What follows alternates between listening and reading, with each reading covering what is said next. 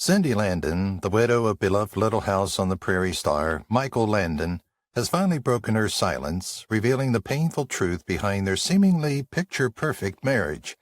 For decades, fans idolized Michael as the devoted family man, but Cindy's recent revelations exposed the struggles, betrayals, and emotional battles that haunted their private life. Her candid words uncovered the cracks hidden beneath Hollywood's golden image, painting a raw portrait of love, heartbreak, and resilience.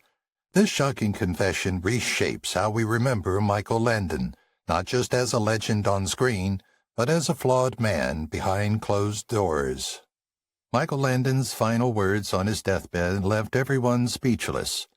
By the spring of 1991, Michael Landon, the beloved actor, writer, producer, and director whose television career spanned Bonanza, Little House on the Prairie, and Highway to Heaven, was facing the worst news of his life, a diagnosis of pancreatic cancer that had already spread to his liver. Landon announced his condition publicly on April 8, 1991, from his Malibu ranch, displaying the same blend of courage and wry humor that had defined his on-screen characters. At that press conference, he quipped about the necessity of humor in the face of adversity and said, "I think you have to have a sense of humor about everything. If you're going to try to beat something, you're not going to do it standing in the corner." That gritty yet warm-hearted remark captured the essence of how he approached life even after learning the disease was inoperable. In the weeks that followed, Landon continued to defy expectations by making a final appearance on The Tonight Show with Johnny Carson in May 1991, where, despite evident illness, he still shared stories and even pulled a light-hearted prank on host Johnny Carson, a reminder of the lively spirit fans had admired for decades. This was written by Landon himself for the show's Season 2 episode, Remember Me, was quoted at his funeral, and has since become symbolic of his philosophy on life and loss. Landon died on July 1, 1991, at age 54, with his third wife, Cindy, by his side, just 3 months after announcing the diagnosis. His family, cast members, and fans continue to honor him, not for the manner of his death, but for the grace with which he faced it, using humor, honesty, and heartfelt connection as his enduring final message. Born Eugene Orowitz, the shocking childhood of Michael Landon. Michael Landon was born Eugene Maurice Orowitz on October 31, 1936, in Forest Hills, Queens, New York, and his early years were far from the golden Hollywood life he would later portray. The future TV legend came from a deeply troubled home. His mother, Peggy O'Neill, was a former Broadway dancer who battled severe mental health issues, including chronic depression and multiple suicide attempts, while his father, Eli Maurice Orowitz, was a Jewish movie publicist of Eastern European descent. The emotional scars left by his mother's instability would haunt Landon throughout his life and deeply influence the raw emotional honesty of his later creative work. In interviews, Landon recalled how, as a child, he once saved his mother from a suicide attempt by dragging her out of a bathtub where she had tried to drown herself. He was just 8 years old at the time. This traumatic experience left a permanent mark, and the theme of protecting others, especially family, would later show up repeatedly in the fatherly roles he chose to play, most notably Charles Ingalls in Little House on the Prairie.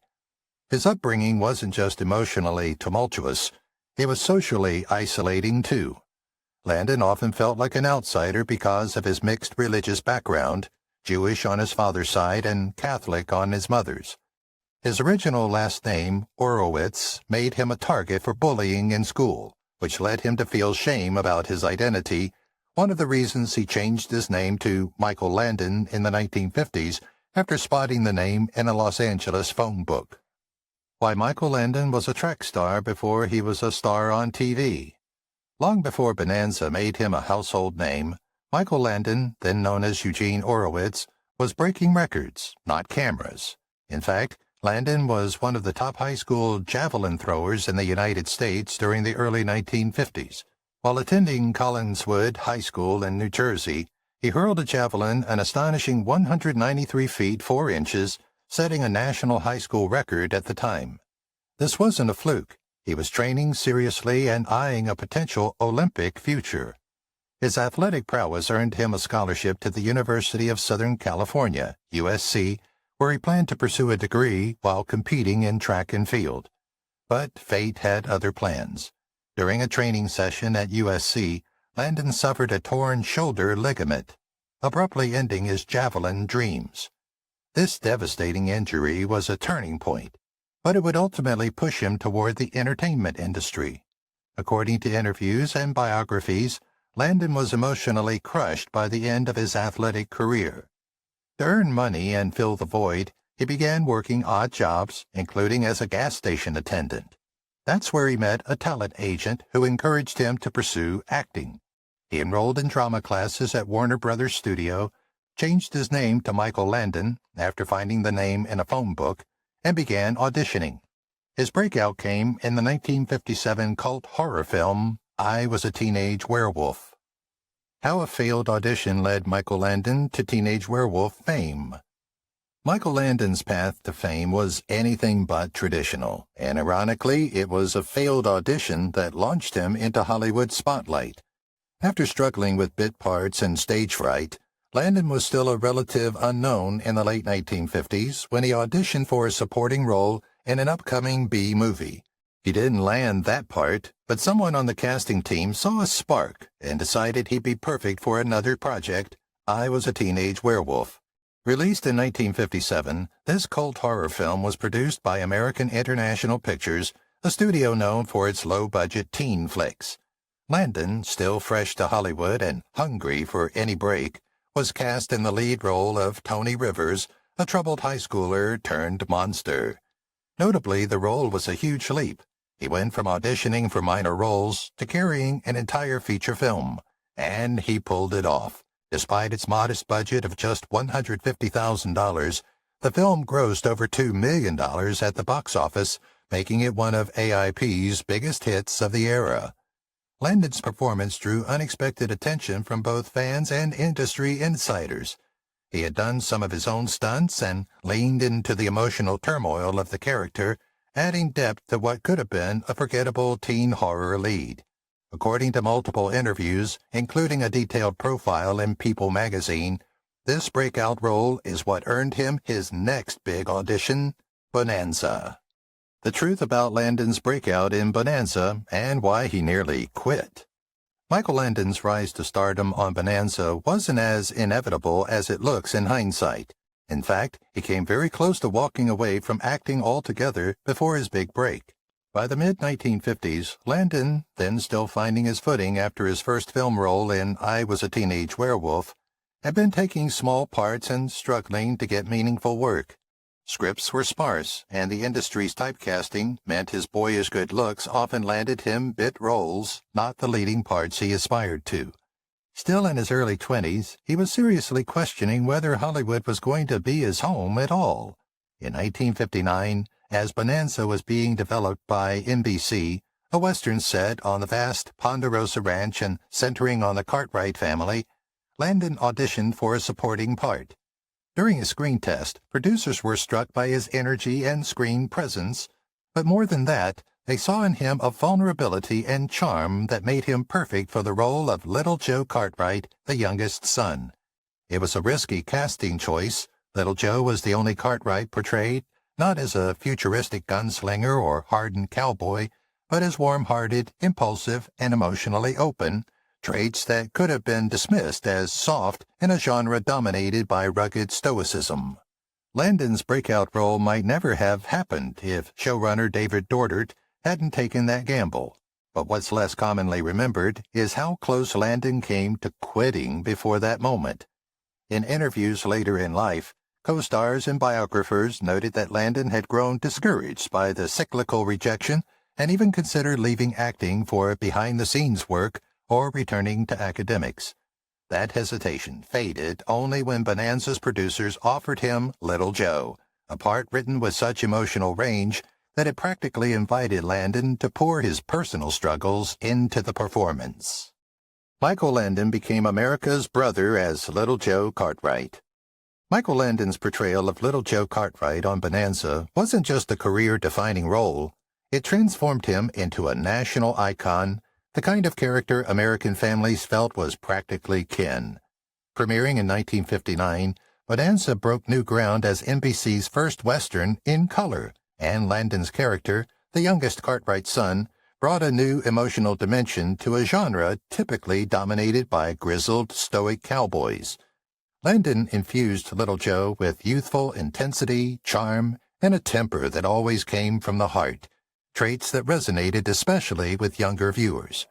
While Lorne Greene's Ben Cartwright was the wise patriarch, and Pernell Roberts' Adam, the intellectual brother, Little Joe was all fire and emotion, making him the most relatable and beloved by a wide slice of the audience.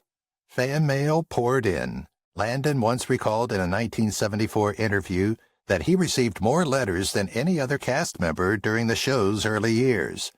Landon contributed far more than acting.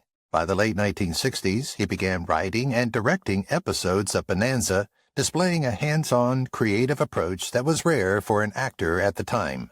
His episode, Forever, is still remembered for its emotional depth and remains one of the most talked about in fan circles. How Michael Landon took over Little House on the Prairie.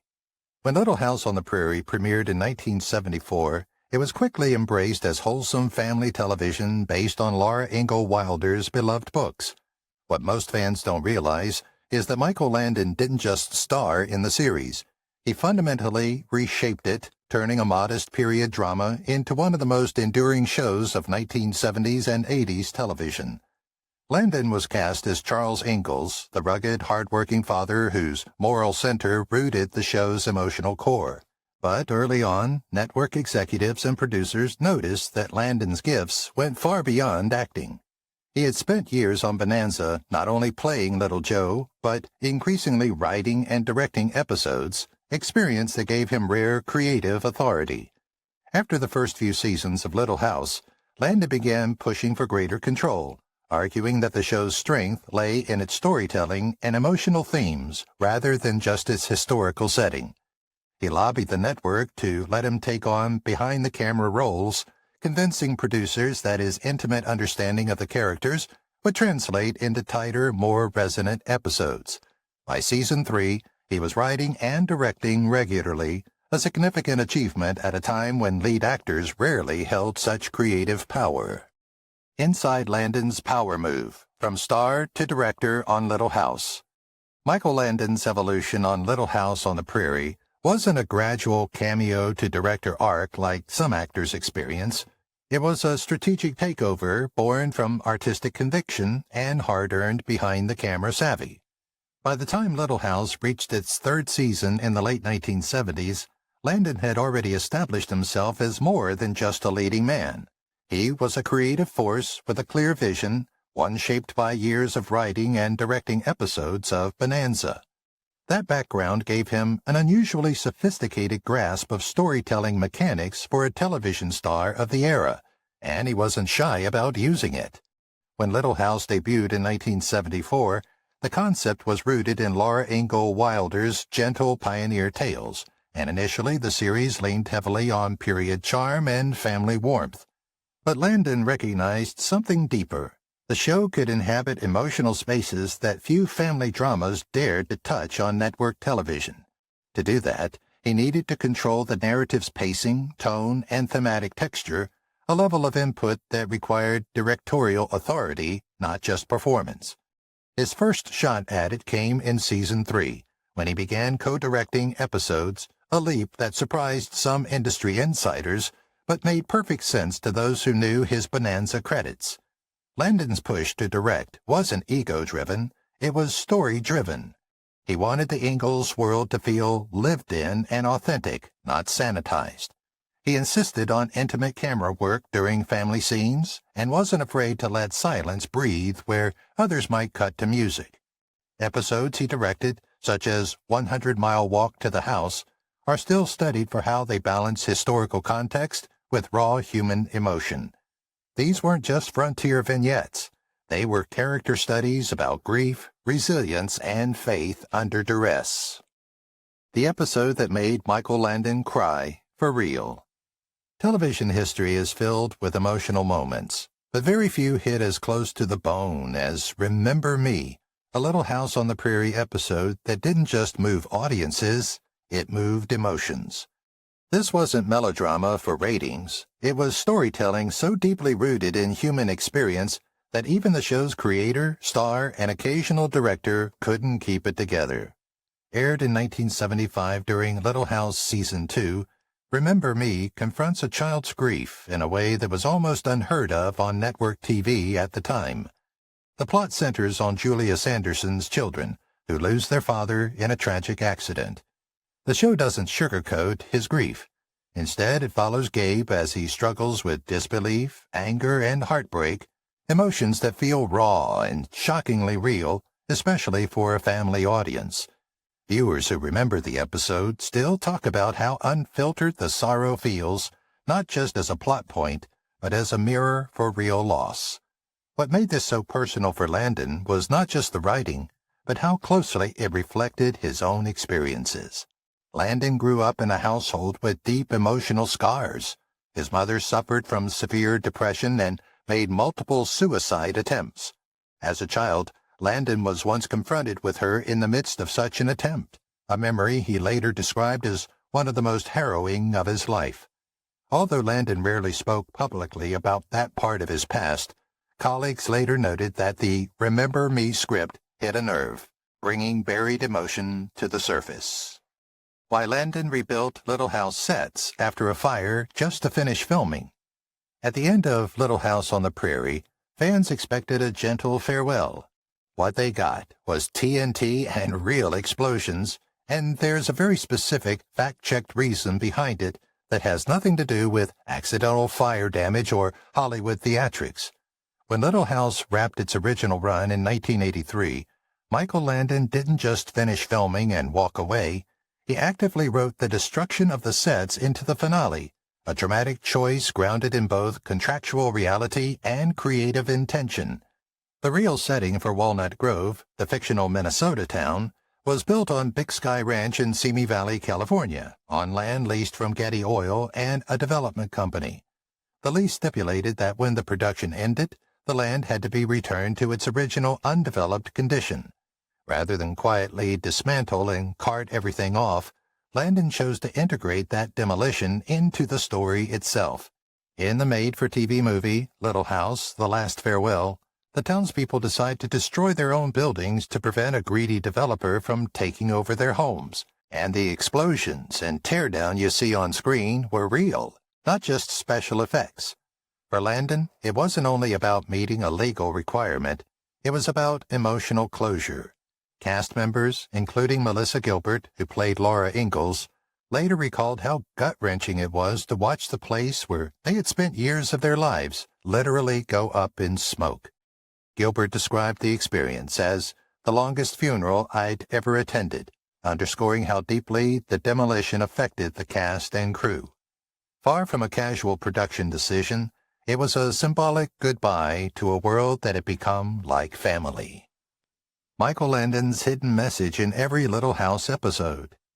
Beneath the picturesque cabins, prairie winds, and idyllic family dinners of Little House on the Prairie lies a consistent and deeply rooted message that Michael Landon wove into nearly every episode, the enduring strength of community and compassionate humanity in the face of life's hardships. What made Landon's work more than just good family TV wasn't melodrama or nostalgia. It was a fundamental belief in human dignity and empathy, something he consciously and repeatedly reinforced throughout the series in ways both big and subtle. Landon wasn't just the show's lead actor as Charles Ingalls. By the mid-1970s, he had shifted into roles as writer, director, and co-executive producer on the show. That creative authority gave him control over not just performances, but also the themes that run through the narrative fabric of the entire series. In interviews and production notes, Landon emphasized that Little House wasn't about escapism, but about relatable struggles, poverty, illness, loss, prejudice, forgiveness, and the relentless hope that sees people through those challenges. Where many family dramas of the era stayed in the realm of sweetness, Landon's scripts often pressed into territory that felt real and emotional without being exploitative. Episodes about crop failure, death from disease, violence, or mental anguish weren't introduced for shock value, but to show that compassion and resilience are far more powerful than bluster or stoicism. In The God Sister, for example, the show takes on class prejudice and misunderstandings without a didactic edge. The resolution isn't easy, but it's human. How Highway to Heaven became Landon's passion project. When Highway to Heaven debuted in 1984, it looked like just another television series on the fall slate. But for Michael Landon, it was far more than that. After wrapping the monumental success of Little House on the Prairie in 1983, Landon could have stepped back from the grueling demands of television production. Instead, he chose to embark on what would become one of the most personally meaningful and emotionally resonant projects of his career, a show that fused his creative instincts with a deeply held belief in spirituality, kindness, and the possibility of redemption. Highway to Heaven followed Jonathan Smith, played by Landon, an angel sent to Earth to help people with troubled, broken, or overlooked lives, accompanied by his human friend Mark Gordon, played by Victor French, a close colleague from Little House. And from its outset, the series was less about supernatural spectacle and more about moral storytelling, exploring themes of forgiveness, second chances, and compassion. Landon called it a show with a message that could heal hearts, and that guiding principle is what set it apart from contemporaries. Behind the scenes, Landon was not only the star, but also a prolific creative force on Highway. He wrote and directed many episodes, infusing them with sincerity and personal insight. Producers and writers later noted that Landon would often insist on storylines that confronted social issues head-on, from homelessness and addiction to racial prejudice, always framed through characters whose dignity remained intact even as they struggled. This framework was intentional. Landon believed television could do more than entertain. It could open hearts and start conversations. Landon secretly paid crew salaries during strikes. Here's why. One of the lesser-known facts about Michael Landon doesn't come from his on-screen work, but from how he treated the people behind the camera, especially during tough times. While there is no credible record that Landon personally financed crew salaries specifically during industry strikes, there is verified evidence that he went out of his way to financially support his production teams in meaningful ways throughout his career as a producer. During his most intensive production years on shows like Little House on the Prairie and later projects, Landon demonstrated a level of loyalty to crew members that was unusual for Hollywood producers of his era. In interviews and period reporting, he was described as someone who ensured his crews were treated fairly, not just through standard pay, but with regular bonus structures based on performance and production success. For example, during the Little House years, crew members reportedly received about $900,000 in collective bonuses each year, money Landon helped allocate as a way of saying thank you for long hours and high dedication. Landon's concern for production staff extended beyond pay. He was known for negotiating independent agreements with writers and crafts unions, ensuring better wages and benefits for his team compared to some other producers who resisted such arrangements. In Deseret News reporting from the late 1980s, Landon emphasized that Hollywood should treat its behind-the-scenes workers with respect and fairness, even criticizing industry practices that he believed exploited lower-paid talent. So why did Landon invest so much into his crew? Part of it was personal philosophy. He saw his shows not as platforms for celebrity, but as collaborative efforts in storytelling, a place where every electrician, grip, and costumer played a real role. That mindset came from his own background of hardship and grit, knowing firsthand what it meant to struggle before success. Giving back wasn't just generous, it was consistent with how he lived his professional life. Why Michael Landon banned swearing on set, even off camera. Michael Landon's reputation as a creative force on Little House on the Prairie wasn't just rooted in his skills as an actor and director, it also came from how he set the tone off camera, insisting on professionalism and respect from everyone around him. While there is no verified evidence that he instituted a formal ban on swearing as a written rule, multiple accounts from cast and crew reflect that Landon made it clear informally that unprofessional or hostile behavior would not be tolerated on his sets. For example, The Office alum Melora Hardin, who appeared on Little House as a child actor, recalled that Landon was known for creating a welcoming and safe environment, and that he didn't put up with a-holes on set, a phrase she used to describe his insistence on respectful conduct from cast and crew alike. This emphasis on a positive atmosphere was consistent with other documented practices. Landon was protective of the many young actors on the show and made sure their experience was supportive and nurturing rather than intimidating.